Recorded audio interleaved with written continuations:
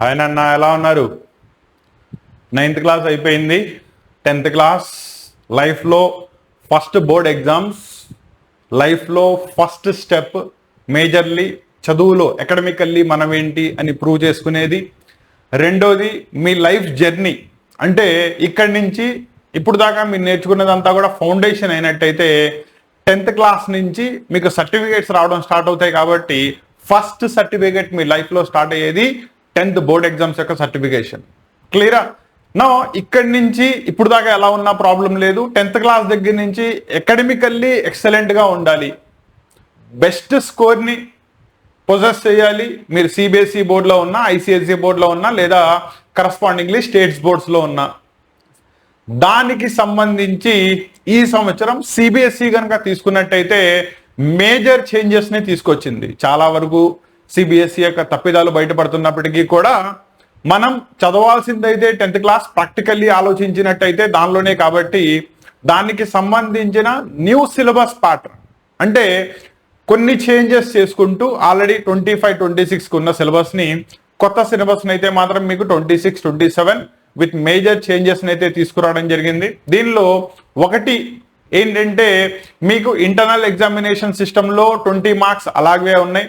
External ఎగ్జామ్స్కి వచ్చేటప్పటికల్లా 80 marks దానికి మీరు బోర్డ్ ఎగ్జామ్స్ని రాస్తారు. And maximum paper pattern will be the same అని డిక్లేర్ చేసింది. ఏవైనా చేంజెస్ ఉన్నట్టయితే కనుక ఇంటర్నల్లీ కొద్దిగా మారే ఛాన్స్ ఉంటుంది. సో వాటిని ఇన్ టైం వచ్చినప్పుడు డిస్కస్ చేద్దాం, అవునా? No national educational policy NEP 2020ని బేస్ చేసుకుని ఈ సిలబస్ని రీడిజైన్ చేశారు. కంప్లీట్లీ సిలబస్ ప్యాటర్న్ ఎలా ఉంది, దానిలో మరీ ముఖ్యంగా మ్యాథమెటిక్స్కి సంబంధించి ఎలా ఉంది అనేది ఈరోజు క్లాస్ సెషన్లో డిస్కస్ చేద్దాం, ఓకేనా? అంటే టోటల్లీ 80% సిలబస్ని ఎలా మనం కంప్లీట్ చేసుకోవాలి, దానిలో ఏ ప్యాటర్న్లో అప్లికేషన్ ఓరియంటెడ్ క్వశ్చన్స్ ఎన్ని ఉంటాయి, కేస్ బేస్డ్ స్టడీ క్వశ్చన్స్ ఎన్ని వస్తాయి, అండ్ టెక్స్ట్ బుక్ నుంచి డైరెక్ట్ క్వశ్చన్స్ ఎన్ని వస్తాయి, ఓకేనా? దీనిలో లాస్ట్ ఇయర్ దాకా తీసుకున్నట్టయితే టెక్స్ట్ బుక్ పర్ఫెక్ట్లీ ప్రిపేర్ అయితే చాలు, NCERT 80/80 మనకి ఎక్స్టర్నల్ ఎగ్జామ్స్ లో వస్తుంది అనే ఫోబియాలో మోస్ట్ ఆఫ్ దో స్టూడెంట్స్ ఆ ఇల్యూజన్ లో ఉండేవాళ్ళు. కానీ 2025-26 పేపర్ దాన్ని బ్రేక్ చేసింది. అందుకనే చాలా మంది మ్యాథమెటిక్స్ ని టఫ్ గా ఫీల్ అయ్యారు. యాక్చువల్లీ మ్యాథమెటిక్స్ పేపర్ అయితే ఏమీ టఫ్ గా రాలేదు, ఓన్లీ అప్లికేషన్ ఓరియంటెడ్ క్వశ్చన్స్ కొద్దిగా ఎక్కువ అడిగాడు, అంతే తేడా, ఓకేనా? నో ఆ ప్రాబ్లం ఏమీ ఉండకూడదు, మన ప్రిపరేషన్ మొత్తం కూడా ప్రాపర్లీ జరగాలి. 10th క్లాస్కి సంబంధించిన సిలబస్ అంతా కూడా ముందుగానే స్టూడెంట్కి క్లియర్ కట్గా ఐడియా ఉండాలి అనే ఉద్దేశంతో ఈ క్లాస్ మీ ముందుకు తీసుకురావడం జరిగింది. దీంట్లో 2026-27కి సంబంధించి బోర్డు వాడు ఏదైతే సిలబస్ ప్యాటర్న్ ని డిజైన్ చేశాడో దాన్ని ఇక్కడ క్లియర్ కట్ గా న్యూ ప్యాటర్న్ మొత్తాన్ని కూడా డిస్కస్ చేయడం జరుగుతుంది. దీంట్లో మొన్న అయితే ఇంకా బేసిక్ సిస్టమ్ ఉండదు, స్టాండర్డ్ అండ్ అడ్వాన్స్డ్ సిస్టమ్ మాత్రమే ఉంటుందని చెప్పారు. కానీ అది 10th క్లాస్కి అయితే ఇంప్లిమెంట్ చేయడం జరగలేదు. 9th క్లాస్కి మాత్రమే ఇక నుంచి బేసిక్ ఇన్ మ్యాథమెటిక్స్ కానీ సైన్స్ కానీ ఉండవు, వాళ్ళకి advanced system and standard system మాత్రమే ఉంటాయి. వేరే 10th క్లాస్ వాళ్ళకైతే మాత్రం basic and standard system as usual ఉంటాయి. దానిలో మనం సిలబస్ అయితే ఇద్దరికి సేమే, క్లియర్ కట్ గా డిస్కస్ చేసుకుందాం, ఓకేనా? దానిలో మెయిన్ గా కోర్స్ స్ట్రక్చర్ కనుక చూసుకున్నట్టయితే మీ course that is mathematics subject మొత్తాన్ని కూడా సిలబస్ ని 7 పార్ట్స్ కింద డివైడ్ చేయొచ్చు. దానిలో ఫస్ట్ది నెంబర్ సిస్టమ్, దీనిలో రియల్ నెంబర్స్ అనే చాప్టర్ ఒకటి ఉంది, అటు వస్తుంది. దాని నుంచి టోటల్లీ మీకు 6 మార్క్స్ ని గెయిన్ చేసుకునే ఛాన్సెస్ ఉంటాయి. రెండోది algebra part, polynomials chapter, quadratic equations chapter, pair of linear equations chapter, ఇవన్నీ కూడా అండర్ ఆల్జీబ్రా పార్ట్ లో వస్తుంది. మీకు ఉన్న వాటిల్లోనే highest weightage that is 20 marks దీనికి అలాట్ చేయడం జరిగింది. నెక్స్ట్ కోఆర్డినేట్ జామెట్రీ పార్ట్, మీకు దీనిలో కూడా ఒకే ఒక చాప్టర్ ఉంది కోఆర్డినేట్ జామెట్రీ, దాని నుంచి 6 మార్క్స్ ని గెయిన్ చేసుకోవచ్చు. నెక్స్ట్ జామెట్రీ పార్ట్ వచ్చేటప్పటికల్లా దీనిలో 2 పార్ట్స్ ఉన్నాయి, ఒకటి ట్రయాంగిల్స్, రెండోది సర్కిల్స్. రెండింటి నుంచి కలిపి థియరమ్స్ కూడా అడిగే ఛాన్స్ ఉంది, ప్రూఫ్స్ కూడా ప్రాక్టీస్ చేయాల్సి వస్తుంది. సో టోటల్లీ దాని నుంచి మనకి 15 మార్క్స్ వస్తాయి. Next trigonometry part, trigonometry part లో టోటల్లీ మనం 2 chapters, basics of the trigonometry and usage of the identities. రెండు heights and distances, that is applications of trigonometry. దీని నుంచి మనం మాక్సిమం 12 మార్కుల్ని గెయిన్ చేసుకోవచ్చు. నెక్స్ట్ ఇది నెక్స్ట్ హయ్యర్ క్లాసెస్ కి కూడా ఫార్వర్డ్ అయ్యే చాప్టర్. నెక్స్ట్ మెన్సురేషన్ పార్ట్, దీనిలో 2 చాప్టర్స్ ఉన్నాయి, surface areas and volumes, areas related to circles. ఆ రెండింటి నుంచి కలిపి టోటల్లీ 10 మార్క్స్ ని గెయిన్ చేసుకోవచ్చు.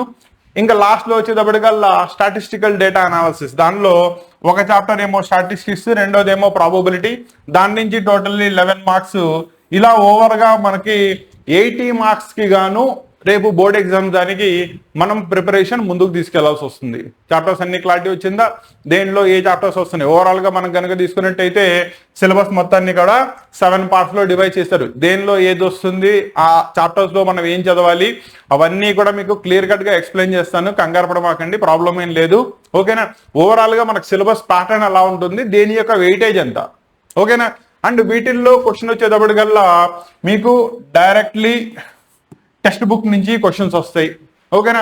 అండ్ ఆ టెక్స్ట్ బుక్ క్వశ్చన్స్ వచ్చేటప్పుడు బోత్ ఎగ్జాంపుల్స్ ప్రాక్టీస్ చేయాలి అండ్ ఎక్సర్సైజెస్ కూడా రివైజ్ చేయాల్సి వస్తుంది. రెండిట్లో ఏది వదలడానికి లేదు. అండ్ వాటిల్లో థియరీ బేస్డ్ క్వశ్చన్స్ కూడా వస్తాయి, that is definition based, example based, data analysis based questions, ఇవన్నీ కూడా రివైజ్ చేసుకోవాల్సి వస్తుంది. నెక్స్ట్ రెండోది వచ్చేటప్పటికల్లా అప్లికేషన్ బేస్డ్ క్వశ్చన్స్, అంటే మీకు process of solving, usage of the formula, ఇదంతా కూడా సేమ్ ఉంటుంది.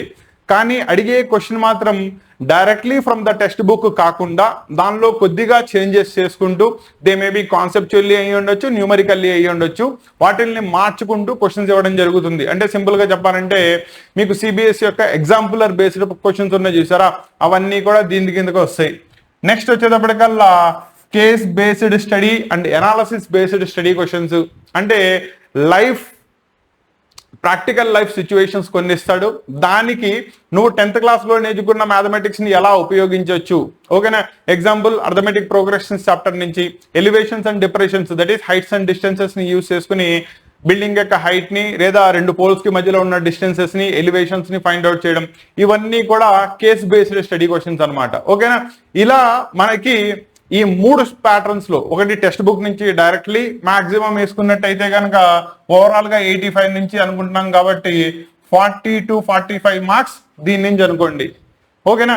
కేస్ బేస్డ్ స్టడీ వచ్చేటప్పటికల్లా 15 నుంచి 20 మార్క్స్ దాని నుంచి వస్తాయి, ఓకేనా? సో అయ్యో 40 ప్లస్ అయ్యో 15, 55 కనుక అనుకున్నట్టయితే 25 దగ్గర నుంచి 35 దాకా మాక్సిమం మీకు అప్లికేషన్ బేస్డ్ క్వశ్చన్స్ వస్తాయి. ఇది ఓవరాల్ గా మీరు ఈ సంవత్సరం మ్యాథ్స్ ని బేస్ చేసుకుని రివైజ్ అవ్వాల్సిన ప్యాటర్న్, ప్రిపేర్ అవ్వాల్సిన ప్యాటర్న్, ఎగ్జామ్స్ కి రెడీగా ఉండాల్సిన ప్యాటర్న్. క్లారిటీ వచ్చిందా నాన్న? జాగ్రత్తగా చూసుకోండి, ఓకేనా? మీకు 10th క్లాస్లో వన్స్ వెళ్ళంగానే టెక్స్ట్ బుక్ ఓపెన్ చేస్తే భయపడకూడదు. అసలు ఏముంది మనకు టెక్స్ట్ బుక్ లో, ఏం చదవాల్సి వస్తుంది, దేని నుంచి ఏ విధంగా క్వశ్చన్స్ అడిగే ఛాన్సెస్ ఉన్నాయి, లాస్ట్ 5 years యొక్క పేపర్స్ ని అండ్ వాటిల్లో ఇచ్చిన ప్యాటర్న్ ని కనుక స్టడీ చేసినట్టయితే ఈ సంవత్సరం దానికి మనం అనాలిసిస్ ఎలా చేయొచ్చు, ఇదంతా కూడా మనం ఇక్కడ డిస్కస్ చేసుకుంటూ వెళ్తున్నాం. క్లారిటీ వచ్చిందా? అండ్ రెండోది ఇక్కడ స్టూడెంట్స్ 10th క్లాస్ వాళ్ళకి ఒక మెయిన్ ఇంటిమేషన్ ఒకటి ఇవ్వాలి. ఏంటంటే ఆఫ్లైన్లో కానీ ఆన్లైన్లో కానీ, ఆఫ్లైన్లో కనుక తీసుకున్నట్టయితే through Ramanujan academy, that is మన ఇన్స్టిట్యూట్. రెండోది ఆన్లైన్ కనుక తీసుకున్నట్టయితే Kasim sir classes, android based app system అనమాట. ఈ రెండింటి ద్వారా మనం ఈ సంవత్సరం 10th క్లాస్కి సంబంధించిన కోచింగ్ క్లాసెస్ ని రేపు జూన్ 5వ తేదీ నుంచి, 5వ తేదీ దాకా సెలవులు కాబట్టి 6వ తేదీ నుంచి క్లాసెస్ ని స్టార్ట్ చేయడం జరుగుతుంది రెండిట్లోనూ కూడా, ఓకేనా? విజయవాడ లేదా విజయవాడ పరిసర ప్రాంతాలకు చెందిన వాళ్ళైతే గనక మీరు రామానుజన్ అకాడమీ ద్వారా, దట్ ఈస్ ఆఫ్లైన్ సెంటర్లో మీరు 10th క్లాస్కి సంబంధించిన కోచింగ్ క్లాసెస్ ని ముందుకు తీసుకెళ్లొచ్చు. దీనిలో మ్యాథమెటిక్స్, సైన్స్, సోషల్, దాంతోపాటు లాంగ్వేజెస్, ఓకేనా? ఈ సంవత్సరం 10th క్లాస్ వాళ్ళకి కనుక తీసుకున్నట్టయితే సిబిఎస్ఈలో ట్రై లాంగ్వేజల్ సిస్టమ్ ఒకటి తీసుకొచ్చారు. మెయిన్ అప్డేట్ గుర్తుందో లేదో, ఓకేనా? 2 లాంగ్వేజెస్ అయితే కంపల్సరీ, ఒక లాంగ్వేజ్ అయితే మాత్రం ఇంటర్నల్ అసెస్మెంట్ సిస్టమ్ కి మాత్రం తీసుకోవాలి. ఎగ్జాంపుల్ ఇంగ్లీషు, తెలుగు కంపల్సరీ అనుకోండి, హిందీ ఆప్షనల్. లేదు ఇంగ్లీషు, హిందీ కంపల్సరీ అనుకోండి, తెలుగు ఆప్షనల్. బోర్డ్ ఎగ్జామ్ లో అయితే మాత్రం ఆ 3వ లాంగ్వేజ్ దానిలో ఎగ్జామ్ అయితే కండక్ట్ చేయడం కానీ జరగదు, కానీ ఇంటర్నల్లీ అయితే మాత్రం దాన్ని స్టడీ చేయాలి. కాబట్టి ఇది ఒక మెయిన్ అప్డేట్, జాగ్రత్తగా చూసుకోండి. అండ్ ఈ అప్డేట్స్ అన్నింటినీ కవర్ చేసుకుంటూ ఆఫ్లైన్ క్లాసెస్ అయితే కనుక రామానుజన్ అకాడమీ ద్వారా ముందుకెళ్తాయి. ఆన్లైన్ కనుక తీసుకున్నట్టయితే అంది ఆండ్రాయిడ్ కానీ డెస్క్టాప్ కానీ ల్యాప్టాప్లో కానీ మీరు ఎలా కావాలంటే అలా చూసుకోవడానికి యాప్ ఉంటుంది. That is Kasim sir classes. ఆ కాసిం సార్ క్లాసెస్ ద్వారా మీరు ఎన్రోల్మెంట్ చేసుకున్నట్టయితే కనుక దానిలో మెయిన్గా నేను చెప్పే క్లాసెస్ అన్నీ కూడా రికార్డెడ్ క్లాసెస్ అండ్ ఈ సంవత్సరం లైవ్ క్లాసెస్ కూడా అట్లీస్ట్ వీక్లీ వన్స్ అయినా లైవ్ క్లాసెస్ రావడానికి ట్రై చేస్తున్నాం. అది కనుక అయిపోయినట్టయితే అది కూడా జరగడం జరుగుతుంది. ప్లస్ దాంతోపాటు complete study materials, most of them నా హ్యాండ్ రిటర్న్ మెటీరియలే ఉంటుంది. ప్రతి ప్రాబ్లమ్ని ఎలా సాల్వ్ చేయాలి, స్టెప్స్ ఆఫ్ సాల్వింగ్ ఎలా ఉంటుంది, దేనిలో ఏ ఫార్ములా ఉపయోగిస్తున్నాం అండ్ పక్కన ఏ ఫార్ములాస్ యూస్ చేసామో పక్కన సిన్స్లో ఎలా మెన్షన్ చేయాలి, బోర్డ్ ఎగ్జామ్స్ లో రాసినప్పుడు అది 5 మార్క్స్ కానివ్వండి, 3 మార్క్స్, 2 మార్క్, 1 మార్క్ దేనిలో అయినా కూడా ఈవెన్ హాఫ్ మార్క్ కూడా మిస్ అవ్వకుండా 100% మార్క్స్ ని గెయిన్ చేసుకునే విధంగా ఎలా రాయాలి, స్టూడెంట్ యొక్క రైటింగ్ ఎలా ఉండాలి, ప్రజెంటేషన్ ఎలా ఉండాలి, మన ప్రజెంటేషన్ స్కిల్ ఎలా ఉంటే రేపు పొద్దున నా పేపర్ పర్ఫెక్ట్లీ ఉంటుంది అండ్ ఇంప్రెసివ్గా ఉంటుంది. సో దట్ నా పేపర్ని ఇవాల్యుయేషన్ చేసే ఎగ్జామినర్ టక మార్క్స్ చేసుకుంటే వెళ్ళిపోవడానికి ఇవన్నీ కూడా కవర్ చేసుకుంటూ హ్యాండ్ రిటర్న్ అండ్ దాంతోపాటు మీకు పీడిఎఫ్స్ కూడా అందించడం జరుగుతుంది. దాంతోపాటు ఎవ్రీ చాప్టర్కి సంబంధించిన టెస్టిమోనియల్స్ అంటే రిపీటెడ్ నెంబర్ ఆఫ్ డిఫరెంట్ పద్ధతుల్లో క్వశ్చన్స్ ఎలా అడగొచ్చు, దానిలో text book based, application based, that is లాస్ట్లో వచ్చేటప్పటికల్లా కాన్సెప్ట్ బేస్డ్ స్టడీ మీద వీటన్నిటి మీద క్వశ్చన్స్ ఇచ్చుకుంటూ వాటి యొక్క ప్రాసెస్ ఆఫ్ సాల్వింగ్ ఎక్స్ప్లెయిన్ చేసుకుంటూ అండ్ రిపీటెడ్లీ క్యుములేటివ్ బేసిస్ మీద ఎగ్జామ్స్ని కండక్ట్ చేసుకుంటూ. ఓకేనా, క్యుములేటివ్ బేసిస్ అంటే ఏంటంటే ఫస్ట్ చాప్టర్ అయిపోయింది, దాని మీద ఎగ్జామ్ పెడతాం. సెకండ్ చాప్టర్ అయిపోయింది, ఫస్ట్ సెకండ్ది కలిపి ఎగ్జామ్ ఉంటుంది. థర్డ్ చాప్టర్ అయిపోయింది, ఫస్ట్ది సెకండ్ది థర్డ్ది కలిపి ఎగ్జామ్ ఉంటుంది. అలా మీరు లాస్ట్లో 10th చాప్టర్కి వెళ్ళేటప్పటికల్లా ఫస్ట్ చాప్టర్ 10 సార్లు ఎగ్జామ్ రాస్తుంటారు. దానిలో ప్రతి కాన్సెప్ట్ని కూడా డిఫరెంట్ పద్ధతుల్లో ఎలా అడగొచ్చో మీకు తెలుసుంటుంది. ఇవన్నీ తెలిస్తే రేపొద్దున బోర్డ్ ఎగ్జామ్ దాంట్లో పేపర్ టఫ్గా వస్తుందేమో, ఈజీగా వస్తుంది, ఇవన్నీ ఆలోచించేంత పని ఉంటుందా మీకు? ఉండదు కదా. ఎలా వచ్చినా మీరు రెడీగా ఉంటారు. క్లారిటీ వచ్చిందా? సో అలా మీ ప్రిపరేషన్ని ముందుకు తీసుకెళ్లే విధంగా ఆన్లైన్లో కూడా కంప్లీట్లీ ఈ మాడ్యూల్స్ అన్నీ కంప్లీట్ చేసుకుంటూ మీకు కోర్సుని తీసుకురావడం జరుగుతుంది. ఆ కోర్సు కూడా మీకు రేపు 6th నుంచి అవైలబుల్గా ఉంటుంది. ఇంట్రెస్ట్ ఉన్న స్టూడెంట్స్ ముందుగానే యాప్లో మీ రిజిస్ట్రేషన్ కంప్లీట్ చేసుకోండి. రిజిస్ట్రేషన్ వచ్చేటప్పటికల్లా కంప్లీట్లీ ఫ్రీ, ఎటువంటి పేమెంట్ చేయక్కర్లేదు. వేరే కోర్స్ అయితే కనుక విత్ ఏ నామినల్ ఫీ మాత్రమే పే చేసి కోర్సులో ఎన్రోల్మెంట్ చేసుకోవచ్చు. అండ్ వన్స్ అది కోర్స్ ఎప్పుడైతే లాంచ్ అవుతుందో మీకు ఇమీడియట్లీ మెయిల్ కానీ మెసేజ్ కానీ లేదా వాట్సాప్ ద్వారా మెసేజ్ కానీ పంపించడం జరుగుతుంది. మీరు ఇమీడియట్లీ ఎన్రోల్ చేసుకుని మీ క్లాసెస్ని ముందుకు తీసుకెళ్ళవచ్చు. రెండోది, విజయవాడ సరౌండింగ్లో ఉన్న స్టూడెంట్స్ కూడా ఆఫ్లైన్ సెంటర్స్కి రాలేకపోయినప్పుడు, అంటే కొంతమందికి ఏంటంటే school it self till 8 o'clock దాకా రన్ అవుతుంది. కాబట్టి 8 o'clock దాకా స్కూల్లోనే ఉంటే ఇంకా వేరే ఇన్స్టిట్యూట్కి వెళ్ళి చదువుకునేంత టైం మీకు ఉండదు అండ్ అప్పటికల్లా మీరు అలసిపోతారు. అవునా, మీ దగ్గర నుంచి మ్యాక్సిమం అవుట్పుట్ని అప్పుడు తీసుకురాలేము. ఆ పరిస్థితి లేనప్పుడు మీరు ఆన్లైన్ దానిలో ఓకేనా 1 గంట క్లాస్ ఓపెన్ చేసి డైలీ రికార్డెడ్ క్లాసెస్ అన్నింటినీ చూసుకుంటూ మీ స్కూల్లో ఏదైతే చెప్తున్నారో వాటిని కూడా ఇక్కడి నుంచి బేసిక్ ఫౌండేషన్స్ అంతా నేర్చుకుంటూ వాటిని రివైజ్ చేసుకున్నట్టయితే రేపొద్దున మంచి రిజల్ట్ని గెయిన్ చేసుకునే ఛాన్సెస్ ఉంటాయి. సో అలా కావాలనుకున్న వాళ్ళకు కూడా ఈ యాప్ అనేది పనికొస్తుంది. సో ఎవరెవరైతే ఆన్లైన్ సెంటర్లో దట్ ఈస్ ఆఫ్లైన్ సెంటర్కి రాలేము అనుకుంటారో వాళ్ళందరి కోసం it is an alternative, best alternative అవుతుంది. అంటే నా క్లాసెస్ ఏంటి, నా క్లాస్ పద్ధతి ఏంటి, టీచ్ చేసే మెథడాలజీస్ ఎలా ఉంటాయి, ఇవన్నీ కూడా మీరు ఆల్రెడీ చూశారు అంటే జరుగుతున్న క్లాసెస్లో చూస్తూనే ఉన్నారు. ఓకేనా, ఇక్కడ బలవంతం ఏం లేదన్నా, నా ప్యాటర్న్ నచ్చితేనే నా వైపు, దట్ ఈస్ ప్రతి టీచర్ ప్రతి స్టూడెంట్కి నచ్చాలని ఏం లేదు. ఓకేనా, ఎందుకంటే నాయి కొన్ని పద్ధతులు వచ్చేటప్పటికల్లా స్ట్రిక్ట్గానే ఉంటాయి. ఎందుకంటే ఎడ్యుకేషన్ సిస్టంలో ఉన్నాం కాబట్టి ఇంకా తప్పు. ఆ ప్యాటర్న్ నచ్చి రావాలి అనుకుంటేనే కొనసాగండి, లేదనుకుంటే మీ బెస్ట్ ఫ్యాకల్టీ వైపు మీరు వెళ్ళిపోండి, ప్రాబ్లం ఏం లేదు. నా వైపు రావాలనుకున్న వాళ్ళకి సోర్సెస్, పద్ధతులు ఏవేవైతే ఉన్నాయో, అవైలబిలిటీ ఏవైతే ఉన్నాయో వాటన్నిటిని కూడా ఇన్ఫార్మ్ చేస్తున్నాను. క్లియరా? నౌ ఇక్కడ దాకా ఓవరాల్గా క్లారిటీ వచ్చేసిందా? 80 మార్క్స్ ప్యాటర్న్ ఎలా ఉంటుందో కంప్లీట్లీ చెప్పేశాను. క్లియరా? నౌ దీనికి సంబంధించి ఏమైనా డౌట్స్ ఉంటే కనుక ఇమీడియట్లీ కామెంట్లో తెలియజేయండి. డైరెక్ట్లీ ఏమైనా మాట్లాడాలి, క్వెరీస్ ఏమైనా ఉన్నాయి, దట్ ఈస్ డౌట్స్ ఉన్నాయి, క్లారిఫికేషన్ కావాలి అని కంటే కనుక దానికి సంబంధించిన టెలిగ్రామ్ లింక్, వాట్సాప్ ఛానల్ యొక్క link and directly contact numbers అవన్నీ కూడా మీకు డిస్క్రిప్షన్లో క్లియర్ కట్గా ఇవ్వడం జరుగుతుంది. అక్కడి నుంచి మీరు మీ డౌట్స్ ఏమున్నా కూడా క్లియర్ చేసుకోవచ్చు. క్లియరా?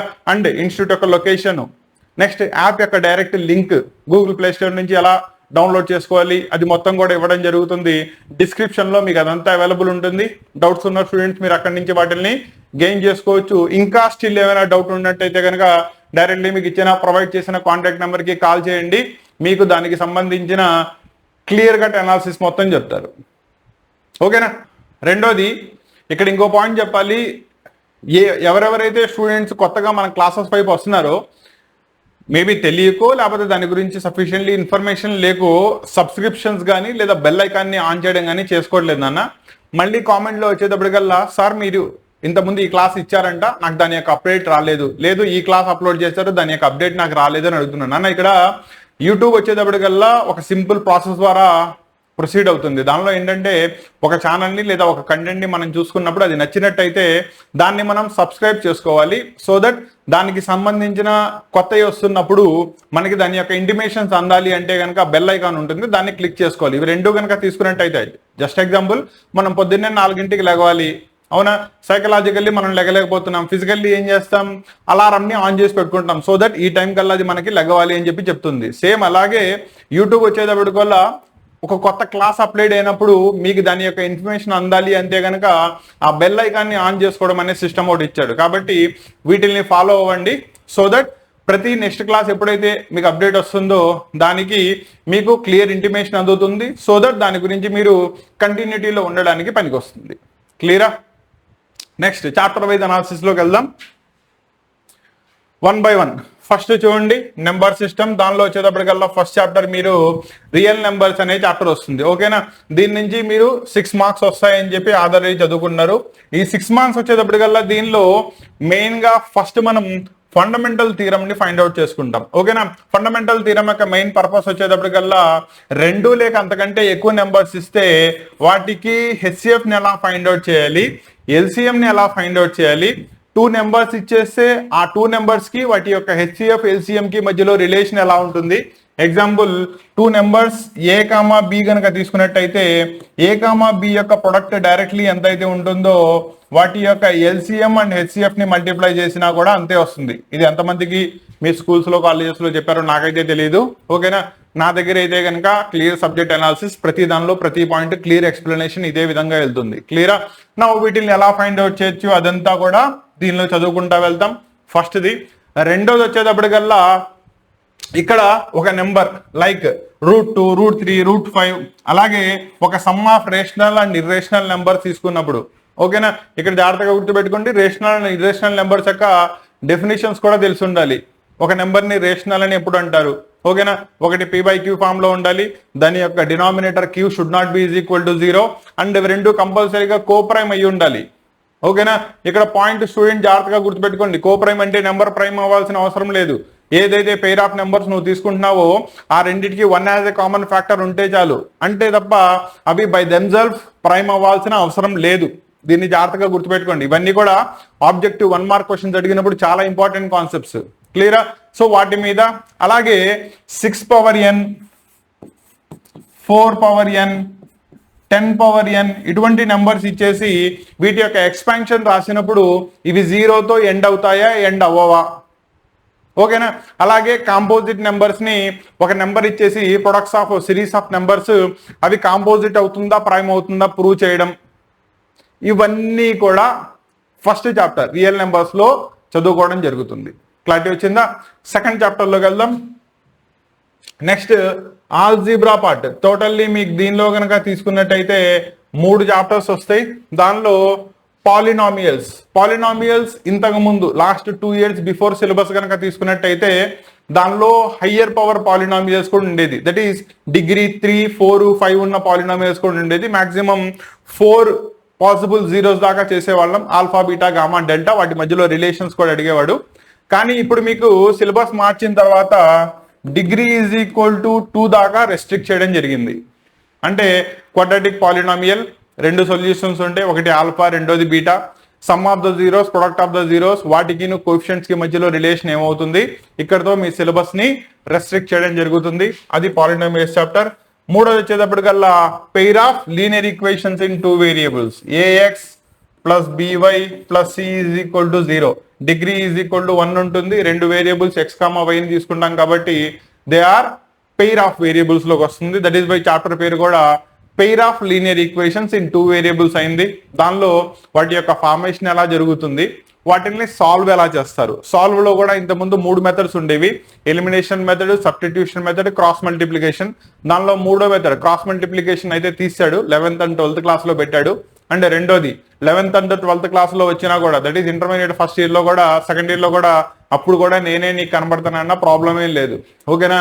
ఎందుకంటే నేను టీచింగ్ వచ్చేటప్పటికల్లా 10th క్లాస్ నుంచి స్టార్ట్ చేసుకున్నట్టయితే intermediate first year, second year and engineering, that is BTech వాళ్ళకి సంబంధించిన maths, physics and chemistry classes 10th class వాళ్ళకి కనుక తీసుకున్నట్టయితే CBSE, ICSE and IB boards వాళ్ళకి, అలాగే ఇంటర్మీడియట్ కనుక తీసుకున్నట్టయితే వాళ్ళు సిబిఎస్ఈలో ఉండొచ్చు లేదా స్టేట్ బోర్డ్స్లో అయ్యి ఉండొచ్చు, ఇంక్లూడెడ్ విత్ ద ఎంసెట్ కానీ, నీట్గా కానీ.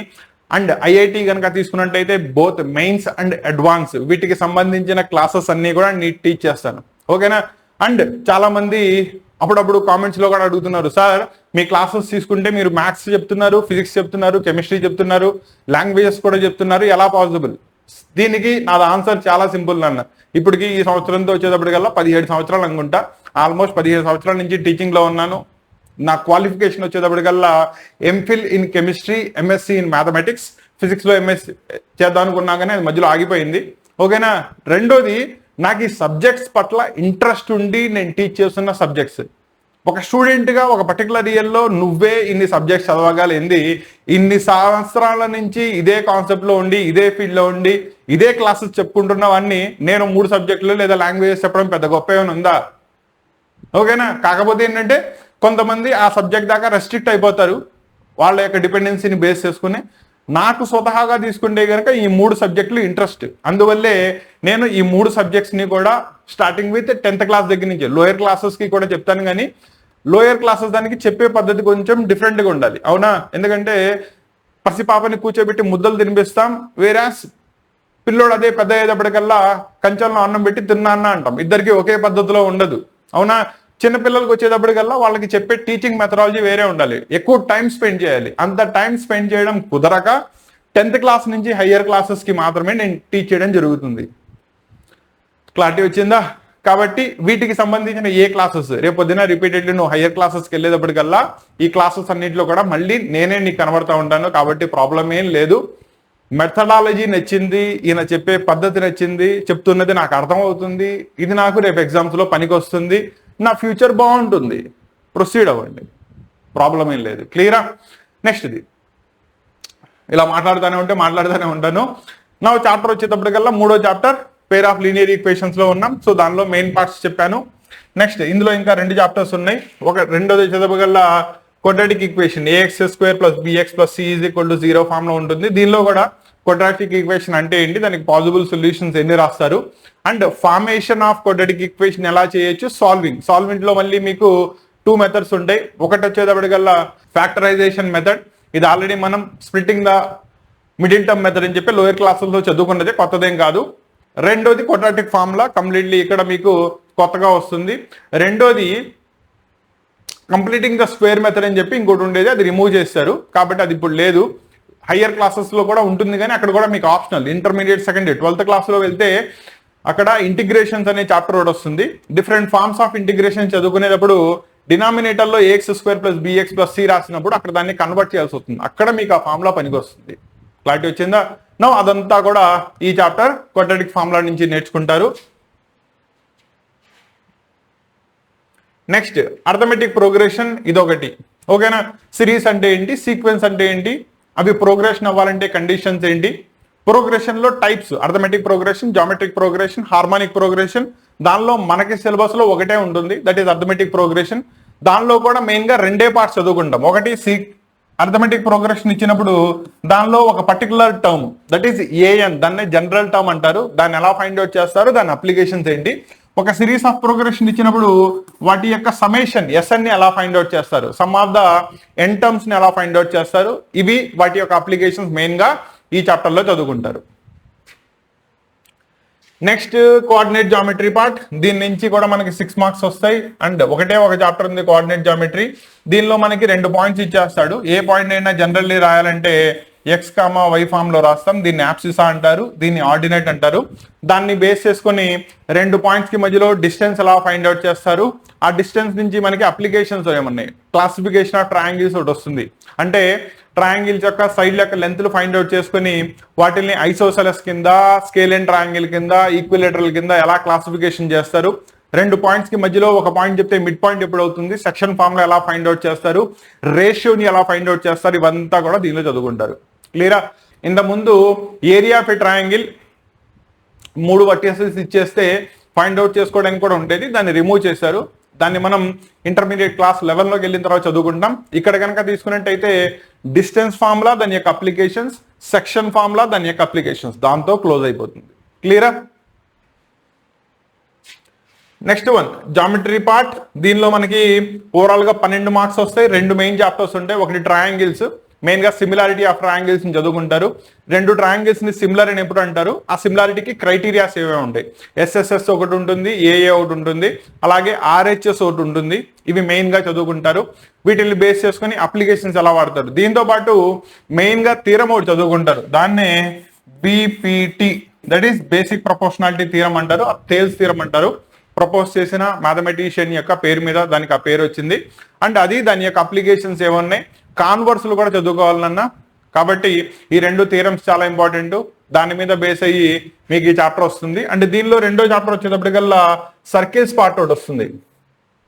సర్కిల్స్ కి టాంజెంట్, సీకెన్స్, వాటికి మధ్యలో డిఫరెంట్ రిలేషన్స్, థియరమ్స్, దీనిలో ఇన్స్క్రైబుల్ ట్రయాంగిల్స్ ఎలా ఉంటాయి, సర్కంస్క్రైబుల్ ట్రయాంగిల్స్ దట్ ఈస్ సర్కిల్స్ ఎలా ఉంటాయి, వాటికి సంబంధించిన పారామీటర్స్, థియరమ్స్, ఇవన్నీ కూడా దీనిలో చదువుకోవడం జరుగుతుంది. Next 11th one trigonometry. మీకు ట్రిగ్నోమెట్రీ పార్ట్ ఇక నుంచి లైఫ్ లో వస్తానే ఉంటుంది. మీరు ఇంజనీరింగ్ దాకా డిగ్రీ వైపు ఇటు పక్కన మీకు మ్యాథమెటిక్స్ యాజ్ ఏ సబ్జెక్ట్ కనుక ఉన్నట్టయితే, ట్రిగ్నోమెట్రీ లేకుండా అయితే మాత్రం అది ఉండదు. కాబట్టి ఆ ట్రిగ్నోమెట్రీ యొక్క ఫౌండేషన్ మీకు 10th క్లాస్ లో స్టార్ట్ అవుతుంది. దీనిలో మెయిన్ గా ట్రయాంగిల్ తీసుకున్నప్పుడు that should be right angle triangle అయి ఉండాలి, ఒక యాంగిల్ 90 degrees ఉంటుంది. ఇక్కడ ఎక్యూట్ యాంగిల్ కనుక టీటా తీసుకున్నట్టయితే, ఈ టీటాని బేస్ చేసుకుని మనం ఏదైతే లాంగెస్ట్ పాసిబుల్ సైడ్ ఉందో దాన్ని హైపాటెన్యూస్ అంటారు. ఆనుకుని ఉన్న సైడ్ ని అడ్జసెంట్ అని, ఆపోజిట్ గా ఉండేదాన్ని ఆపోజిట్ సైడ్ అని పిలుస్తారు. అండ్ దీన్ని బేస్ చేసుకుని మనం 3 డైరెక్ట్ రేషియోస్ చెప్తారు. ఒకటి సైన్ టీటా, రెండోది కాస్ టీటా, మూడోది టాన్ టీటా. వీటి యొక్క రెసిప్రోకల్స్ 1/sin టీటా, దాన్నే మనం కొసీకెంట్ టీటా అంటారు. 1/cos టీటా, దాన్నే సీకెంట్ టీటా అంటారు.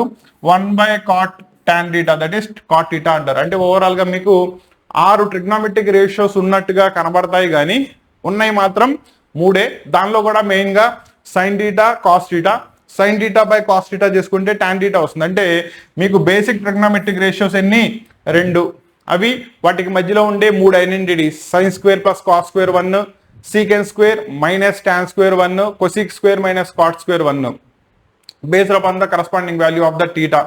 And దాని యొక్క అప్లికేషన్స్, దట్ ఈస్ వాటిల్ని మనం హైట్స్ అండ్ డిస్టెన్సెస్ చాప్టర్ అంటారు, that is applications of trigonometry. అందులో యాంగిల్ ఆఫ్ ఎలివేషన్స్ ఎలా ఉంటాయి, డిప్రెషన్స్ ఎలా ఉంటాయి, ఫస్ట్ 3 ట్రిగ్నోమెట్రిక్ రేషియోస్ ని ఫైండ్ అవుట్ చేసుకుని లెంత్ కి యాంగిల్ కి మధ్యలో రిలేషన్ ఏమవుతుంది, వీటిని చెప్పడానికి సరిపోతుంది. క్లియరా? ఇది basically trigonometry, one of the most important part. 12 marks ఎన్నో వస్తున్నట్టున్నాయి దీని నుంచి. ఇంకా లాస్ట్ లో వచ్చేటప్పటికల్లా మెన్సురేషన్ పార్ట్. దీనిలో areas related to circles, surface areas and volumes. ఇందులో వచ్చేటప్పటికల్లా sectors, segments, major sector, major segment, ఇలాంటివన్నీ కూడా వాటి యొక్క మెజర్మెంట్స్ θ/360 ఇంటూ πr² రాసుకుని ఫైండ్ అవుట్ చేస్తాం. అవన్నీ కూడా ఆ చాప్టర్ లో చదువుకుంటారు. వేరే సర్ఫేస్ ఏరియాస్ అండ్ వాల్యూమ్స్ వచ్చేటప్పటికల్లా మీరు బేసికల్లీ 9th క్లాస్ లో ట్రయాంగిల్, స్క్వేర్, రెక్టాంగిల్ ఇవి చదువుకుంటారు. ట్రపీజియం, దాని యొక్క 3 డైమెన్షనల్ షేప్స్ వచ్చేటప్పటికల్లా వాటిల్లో క్యూబాయిడ్ అంటే ఏంటి, క్యూబ్ అంటే ఏంటి, సిలిండర్ అంటే ఏంటి, స్పియర్ అంటే ఏంటి, స్పియర్ లో మళ్ళీ ఫుల్ స్పియర్ ఏంటిది, హెమిస్పియర్ ఏంటిది, వాటి యొక్క surface areas, total surface area ఎలా ఫైండ్ అవుట్ చేస్తారు, కర్వ్డ్ సర్ఫేస్ ఏరియా ఎలా ఫైండ్ అవుట్ చేస్తారు, వాల్యూమ్స్ కి మధ్యలో relations, area to volumes conversions, next shape to shape conversion, రెండు సేమ్ లెంత్ లో ఉన్న క్యూబ్స్ ని కనుక తీసుకుని అటాచ్ చేసినట్టయితే క్యూబాయిడ్ ఫామ్ చేస్తుంది. రెండింటి యొక్క వాల్యూమ్స్ అయితే మాత్రం సమ్మేషన్ లో అలాగే ఉంటుంది, కానీ ఏరియాస్ మారిపోతాయి. ఎలా మారతాయి అవన్నీ కూడా ఈ చాప్టర్స్ లో చదువుకుంటారు. బాగుంటుంది, చాలా బాగుంటుంది చాప్టర్ చదవడానికి. ఓకేనా, కన్వర్షన్ చేసుకోవడానికి కూడా రియల్ లైఫ్ అప్లికేషన్స్ కూడా మీకు చాలా ఎక్కువ కనబడతాయి. ఇంకా లాస్ట్ వచ్చేటప్పటికల్లా స్టాటిస్టికల్ డేటా అనాలిసిస్ లో ఫస్ట్ చాప్టర్ స్టాటిస్టిక్స్ కనుక తీసుకున్నట్టయితే మీకు దీనిలో డేటాని రెండు విధాలుగా ఇస్తాడు, ungrouped data, grouped data. Next ఈ రెండింటిలో ఏ డేటా ఇచ్చినా కూడా దాన్ని మీన్, మీడియన్, మోడ్ ఎలా ఫైండ్ అవుట్ చేసుకుంటారు, ఈ మూడింటికి మధ్యలో రిలేషన్ ఎలా ఉంటుంది. అండ్ మీన్కి కూడా మీకు 3 మెథడ్స్ ఉన్నాయి. ఒకటి డైరెక్ట్ మెథడ్, రెండోది అస్యూమ్డ్ వాల్యూ మెథడ్, మూడోది స్టెప్ డివియేషన్ మెథడ్. ఒక్కొక్క మెథడ్ లో సాల్వ్ చేయడం ఎలాగా, వాటి మధ్యలో రిలేషన్స్ ఏంటి, ఇవన్నీ కూడా తీసుకురావడం ఇందులో చదువుకుంటారు. చాలా బ్యూటిఫుల్ గా ఉంటుంది చాప్టర్. Next probability. ఓకేనా, ప్రాబబిలిటీ యొక్క బేసిక్స్ అంతా కూడా, ప్రాబబిలిటీ ఇస్ నథింగ్ బట్ ఏదైనా సిచ్యువేషన్ జరిగే ఛాన్స్ ఎంత, జరగని ఛాన్స్ ఎంత, అండ్ జరగని వాల్యూ ఏ వాల్యూస్ కి మధ్యలో 0 to 1 మధ్యలో ఎలా ఉంటుంది, ఇవన్నీ కూడా ప్రాబబిలిటీ చాప్టర్ లో చదువుకుంటాం. దానిలో స్టార్టింగ్ విత్ కాయిన్స్ కనుక తీసుకున్నట్టయితే coins, dice, deck of cards, 52 cards ఉన్న సిస్టమ్ ఒకదాన్ని తీసుకున్నట్టయితే వాటి యొక్క డిఫరెంట్ కార్డ్స్ యొక్క ప్రాబబిలిటీని ఎలా ఫైండ్ అవుట్ చేయొచ్చు, ఇదంతా కూడా ఈ చాప్టర్ లో చదువుకుంటారు. చాలా బాగుంటాయి నాన్న. ఓకేనా, ఏదో బట్టి పట్టినట్టు ముక్కి అక్కడ కాలేజ్లో ఎగ్జామ్లోకి వెళ్ళి స్కూల్లో ఎగ్జామ్లో రాసేయాలి, మార్క్స్ వచ్చేయాలని కాకుండా సబ్జెక్టివ్లీ నేర్చుకునే వాడికి సిలబస్ చాలా బాగుంటుంది, ఇంట్రెస్టింగ్గా ఉంటుంది.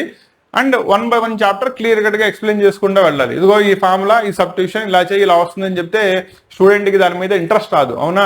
కాబట్టి అలా కాకుండా సబ్జెక్ట్ని క్లియర్ కట్గా ఎక్స్ప్లెయిన్ చేసే ఫ్యాకల్టీ ఉన్నాడు అనుకోండి, స్టూడెంట్ కూడా ఇంట్రెస్ట్ చూపిస్తాడు. మన పద్ధతి వచ్చేటప్పటికల్లా అలాగే ఉంటుంది. క్లియరా? సో ఇది ఓవరాల్గా మీకున్న సిలబస్. ఓకేనా, సో సిలబస్ మొత్తాన్ని కూడా జాగ్రత్తగా రివైజ్ చేసుకోండి. సిలబస్ మొత్తం ఈ పాటికి మీకు క్లారిటీ వచ్చింది అనుకుంటాను. నేను ఈ సంవత్సరం 10th క్లాస్లో ఏ చాప్టర్స్ చదువుకోవాలి, ఏ చాప్టర్స్ నుంచి ఏ కాన్సెప్ట్స్ కవర్ అవుతాయి, వాటి మీద ఏ క్వశ్చన్స్ వస్తాయో దానికి అవైలబుల్ ఉన్న కోచింగ్ క్లాసెస్కి వచ్చేటప్పటికల్లా మీకు ఆఫ్లైన్ ఎలా ఉంది, ఆన్లైన్ ఎలా ఉంది రెండూ చెప్పాను.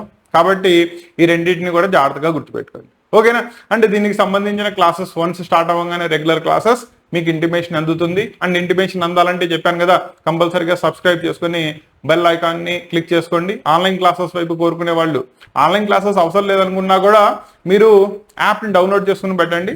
సో దట్ మీకు అందుతున్న అప్డేట్స్, నోటిఫికేషన్స్ అన్ని కూడా ఇమీడియట్లీ అక్కడి నుంచి అందుతూ ఉంటాయి. దానికి సంబంధించిన డిస్క్రిప్షన్స్ లింక్స్ అన్ని కూడా డిస్క్రిప్షన్లో ఇవ్వడం జరుగుతుంది. క్లారిటీ వచ్చిందా? రెండోది, నా ఈ చెప్పే పద్ధతి నచ్చినట్టయితే, నా క్లాసెస్ నచ్చినట్టయితే, ఇప్పుడు దాకా మీరు ఈ ఛానల్లో కొత్తగా వచ్చినట్టయితే డెఫినెట్లీ సబ్స్క్రైబ్ చేసుకోండి, ఫాలో అవ్వండి. సో దట్ ఇటువంటి classes every next class upload చేసినప్పుడు మీకు ఇమీడియట్లీ నోటిఫికేషన్ అందుతుంది. క్లాసెస్తో టచ్లో ఉండడానికి అండ్ అప్డేట్స్ గురించి తెలుసుకోవడానికి మీరు క్లియర్ కట్గా ఛానల్తో టచ్లో ఉంటారు. ఓకేనా, అంటే దీనికి సంబంధించి ఎటువంటి డౌట్స్ ఉన్నా కూడా మీ డౌట్స్కి క్లారిటీ ఇవ్వాలి అంటే కనుక మీరు కంపల్సరీగా టచ్లో ఉండాలి. కాబట్టి ఫాలో అవ్వడం, సబ్స్క్రైబ్ చేయడం మాత్రం మర్చిపోమాకండి. All the best.